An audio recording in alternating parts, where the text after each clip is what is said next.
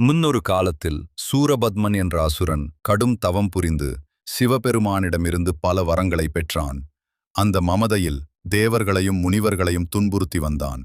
இந்த இன்னல்களை தீர்க்க சிவபெருமானின் நெற்றிக் கண்ணிலிருந்து பிறந்தவரே முருகப்பெருமான். யுத்தமும் சக்தியும். முருகனன் தேவர் படையின் தளபதியாக மாறி சூரபத்மனுடன் போரிடத் தயாரானார். ஆனால் சூரபத்மன் மாயைகளில் வல்லவன். அவனை அழிப்பது எளிதல்ல என்பதை உணர்ந்த அன்னை பார்வதி தனது சக்தியின் ஒரு பகுதியை ஒரு ஆயுதமாக மாற்றிக் கொடுத்தார். அதுதான் வெற்றிவேல். போர்க்களம். முருகன் தனது வேலுடன் போர்க்களத்திற்குச் சென்றார். சூரபத்மன் பல வடிவங்கள் எடுத்து போராடினான். இறுதியில் ஒரு பெரிய மாமரமாக உருமாறி நடுக்கடலில் நின்றான்.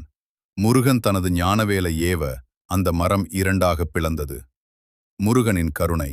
மரம் பிளந்தவுடன் சூரபத்மன் அழியவில்லை. அவனது அகங்காரம் அழிந்தது. அவன் முருகனிடம் சரணடைந்தான். ஒரு பாதி மயிலாக மாறியது. அதை முருகன் தனது வாகனமாக்கிக் கொண்டார். மறுபாதி சேவலாக மாறியது. அதை தனது வெற்றிக் கொடியில் ஏந்திக் கொண்டார். நீதி. எவ்வளவு பெரிய தீமையாக இருந்தாலும் இறைவனிடம் சரணடைந்தால் அது நன்மையாக மாற்றப்படும் என்பதே இக்கதையின் சிறப்பு.